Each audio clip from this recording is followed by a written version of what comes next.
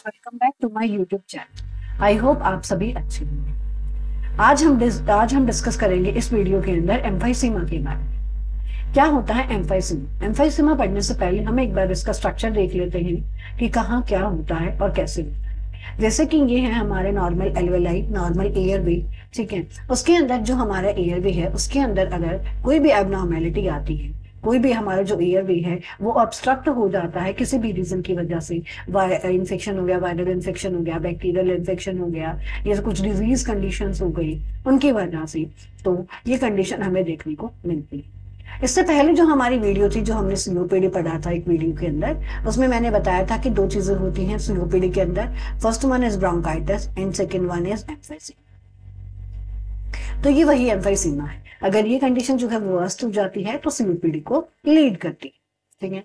अब आता है इसका introduction. Emphysema is a type of chronic obstructive pulmonary disease. COPD में से one of the disease condition ये होती है, ठीक है। अगर हम इसके डेफिनेशन की बात करें तो एम्फाइसीमा इज अ कंडीशन, एक कंडीशन होती है that involve damage to the wall of air sac, यानी कि जो हमारी एल्वेलाई होती है उनका जो है वो डैमेज कर देती है, ठीक है, of the lungs, make it difficult to breathe, so that जो हमारा गैशियस एक्सचेंज है वो प्रॉपर नहीं हो पाएगा, जिसकी वजह से पेशेंट को जो है वो ब्रीथिंग डिफिकल्टीज देखने को मिलेंगी। इसके बाद आता है हमारा पैथोफिजियोलॉजी। जो हमारी पैथोफिजियोलॉजी होती है उसके अंदर हम देखते हैं कि how the disease condition will arrive and how we can prevent them and how we can able to treat them. सबसे पहले आता है हमारा expiratory narrowing of the bronchioles. जो हमारे ब्रोंकियोल्स होते हैं उसका जो है वो नैरोइंग हो जाता है, उसको हम बोलते हैं expiratory narrowing of the bronchioles. उसके बाद आता है हमारा एयरवे, एयर फ्लो ऑब्स्ट्रक्शन। जो हमारा एयर फ्लो होता है उसका ऑब्स्ट्रक्शन हमें देखने को मिलता है। ऑब्स्ट्रक्शन के बाद under ventilation, mismatch between the ventilation and perfusion.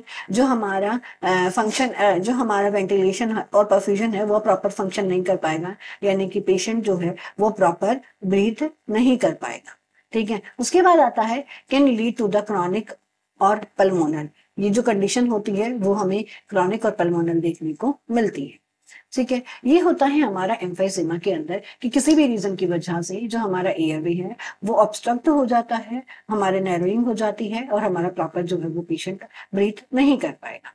अगर हम इसके कॉजेस की बात करें तो सबसे पहले इसका कॉज आता है infection, that is pulmonary infection, virus और बैक्टीरिया। इन्फेक्शन कोई भी हो सकता है, वायरस भी हो सकता है, वायरस वाला इन्फेक्शन भी हो सकता है और हमारा बैक्टीरियल इन्फेक्शन भी हो सकता है, ठीक है। उसके बाद आता है ड्यू टू सर्जरी, किसी भी सर्जरी की वजह से होगा हमारा, यानी कि थोरेसिक सर्जरी देख सकते हैं, सर्जरी के अंदर हम आईसीडी देख सकते हैं। उसके बाद आता है हमारा लंग एब्सेस। लंग एब्सेस का मतलब होता है पस कलेक्शन इन लंग्स। लंग्स के अंदर जो हमारा पस का कलेक्शन होता है उसको बोलते हैं, ठीक है। लंग्स के अंदर हमारा पस का कलेक्शन होता है उसको हम क्या बोलते हैं? पल्मोनल इन्फेक्शन, ठीक है। आईसीडी थोरेसिक सर्जरी हमें देखने को मिलती है, आईसीडी देखने को मिलता है, आईसीडी इंसर्शन और लंग एब्सेस के अंदर ये कंडीशन जो है वो हमें देखने को मिलती है। उसके बाद आते हैं इसके sign and symptoms. Sign and symptoms वही हमारे जो रेस्पिरेटरी सिस्टम के होते हैं, dyspnoea, difficulty in breathing, that is tachycardia, tachypnoea, fever.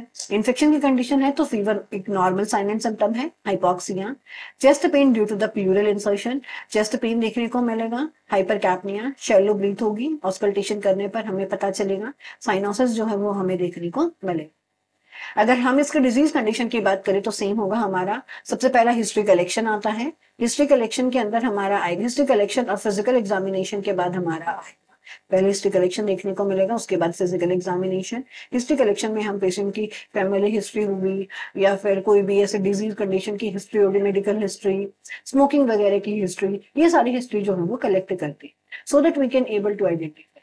Physical examination के अंदर हम cyanosis, shallow breathing, fever, dyspnoea, ये सारी चीजें देखते हैं, ठीक है। उसके बाद आता है हमारा chest x ray, lungs functional test जिसको हम पीएफटी भी बोलते हैं, पल्मोनरी फंक्शनल टेस्ट भी बोलते हैं, सीटी स्कैन। ये सारे डायग्नोसिस जो है वो हमें देखने को मिलते हैं। डायग्नोसिस मैंने ऑलरेडी अपनी वीडियो के अंदर, जो एक और वीडियो मैंने सिर्फ और सिर्फ डायग्नोसिस की बना रखी है, वहां पे डिस्कस किए हैं, आप वहां पे जाके देख लीजिएगा। इसके बाद आता है हमारा मैनेजमेंट। मैनेजमेंट के अंदर सबसे पहला आता है हम स्टॉप करेंगे smoking immediately and complete, this is the most effective treatment for the COPD and emphysema. जो ये मेनली डिजीज कंडीशन होती है वो हमें स्मोकिंग या फिर जो हमारे डिजीज कंडीशन होती हैं, कोई भी रेस्पिरेटरी इन्फेक्शन वगैरह, उनसे देखने को मिलता है। ठीक है, तो हम पेशेंट को एडवाइस करेंगे या पेशेंट को स्ट्रिक्टली एडवाइस करेंगे कि वो जो है वो स्मोकिंग को सीज कर दे, यानी कि बंद कर दे, जिससे ये डिजीज कंडीशन में, ये डिजीज कंडीशन हमको ट्रीट करने में बहुत ज्यादा हेल्पफुल। अवॉइड करेंगे अदर एयर पॉल्यूटेंट को, कोई से भी ऐसे एनवायरनमेंट को हम अवॉइड करेंगे जहां से हमें कोई भी जो इन्फेक्शन वगैरह कंडीशन जो है वो देखने को मिल रही है। इसके बाद आता है रेस्पिरेटरी पल्मोनरी रिहैबिलिटेशन प्रोग्राम्स करेंगे, जिसके अंदर डीप ब्रीथिंग एक्सरसाइजेस या फिर कोई भी ऐसी एक्सरसाइजेस आती है जिसके अंदर हम जो है अपने लंग्स का प्रॉपर फंक्शन वापस से रीगेन कर सकते हैं, वो आता है हमारा रिहैबिलिटेशन। रिहैबिलिटेशन के अंदर आता है हमारा कि हम पेशेंट को प्रॉपरली ट्रीट नहीं कर सकते, लेकिन हम पेशेंट को ये एडवाइस कर सकते हैं या हम पेशेंट को उस कंडीशन तक लेके आ सकते हैं जहां से पेशेंट अपनी जो डेली लाइवलीहुड है उसको प्रॉपरली जी सके, यानी कि वो उसको प्रॉपरली कॉप अप कर सके। ऑक्सीजन ट्रीटमेंट देंगे हम एडवांस केसेस के अंदर। अगर किसी पेशेंट को ज्यादा ही प्रॉब्लम हो रही है हाइपोक्सिया की, तो हम वहां पे ऑक्सीजन एडमिनिस्ट्रेशन भी करते हैं। मेडिकेशन देंगे जैसे एंटी इन्फ्लामेटरी का फंक्शन क्या होगा, इन्फ्लामेशन को रिड्यूस करना, जिसकी वजह से जो हमारा एयरवे है, जो हमारा एयरवे नैरो हुआ है, वो वापस से ट्रीट हो सके। ये हमारा एयरवे नैरो हुआ था, इसको एंटी इन्फ्लामेशन से इन्फ्लामेशन जो है वो रिड्यूस हो जाएगा और हम इसको ट्रीट कर सकते हैं। उसके बाद आता है ब्रोंकोडायलेटर्स। ब्रोंकोडायलेटर का भी सेम फंक्शन होता है, हमारे ये ब्रोंकियोल्स को डायलेट करता है। एंटीबायोटिक के अंदर जो इन्फ्लामेशन होता है, इन्फेक्शन की कंडीशन होती है, उसको ट्रीट करता है।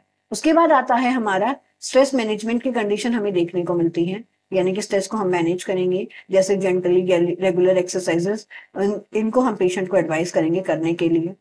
इन्फ्लुएंजा वैक्सीन देंगे हम और न्यूमोनोकोकल वैक्सीन पेशेंट को प्रोवाइड करेंगे, जो सो दैट पेशेंट जो है वो रेस्पिरेटरी डिजीज से प्रिवेंट रह सके या अपने आप को बचा सके। आज हमने पढ़ा एम्फाइसीमा के बारे में, इसके हमने sign and symptoms, disease condition, जो हमारा मैनेजमेंट है, वो सारी चीजें देखी। उसके बाद आती है इस डिजीज कंडीशन के समरी कि ओवरऑल एम्फाइसीमा होता क्या है। एम्फाइसीमा एक लंग की डिजीज है जो जिसके अंदर जो है वो ब्रीथलेसनेस होता है, यानी कि पेशेंट जो है वो प्रॉपर ब्रीथ नहीं कर पाता। Emphysema is usually caused by the cigarette smoking. Generally ये जो है वो स्मोकिंग वगैरह कंडीशन से देखने को मिलता है, बट इसका मतलब ये नहीं है कि वो इन्फेक्शन या इन चीजों से नहीं होगा। ये मेनली बोला है कि ज्यादातर स्मोकिंग की कंडीशन के अंदर या जो पेशेंट ऐसे हैं जो डेली स्मोक करते हैं उनके अंदर देखने को मिलता है, बाकी होता ये अदर डिजीज कंडीशंस के अंदर भी है। उसके बाद आता है there is no cure but the condition can be medication and adjustment to the lifestyle. इसका प्रॉपर कोई क्योर नहीं है, ठीक है, हम इसको वापस से पेशेंट को वैसा तो नहीं कर सकते, लेकिन हम इसको मेडिकेशन से या लाइफस्टाइल मॉडिफिकेशन से थोड़ा बहुत रिहेबिलिटेट कर सकते हैं किसी भी पेशेंट को। ठीक है, उसके बाद आता है हमारा if you have shortness of breath, अगर आपको ब्रीथिंग में डिफिकल्टी हो रही है, और a long term productive cough है, a cough that produce mucus और फ्लेग्मा, यानी कि ऐसा कफ जिसके अंदर हमें म्यूकस देखने को मिलता है, तो हम पेशेंट को एडवाइस करते हैं कि वो जो है वो तुरंत जो है वो एडवाइस ले डॉक्टर की। पेशेंट को एडवाइस करेंगे कि वो जो है तुरंत डॉक्टर की एडवाइस ले और अगर ऐसे लाइफस्टाइल मॉडिफिकेशन पे जो है वो अपना ध्यान दे। ठीक है, ये सारी डिजीज कंडीशन, ये सारी चीजें इसके अंदर हमें देखने को मिलती है। आई होप आप सबको समझ में आया होगा। आज हमने पढ़ा एम्फाइसीमा के बारे में, जिसके अंदर हमने इसकी डेफिनेशन देखी, पैथोफिजियोलॉजी देखी, साइन एंड सिम्टम्स देखे, कॉजेस देखे, डायग्नोस देखा और मैनेजमेंट देखा। फिर हमने इसकी ओवरऑल एक बार समरी, ये पढ़ा है हमने आज के इस वीडियो के अंदर। अगर आपको ये वीडियो अच्छी लगी है तो please like, share and subscribe. Thank you.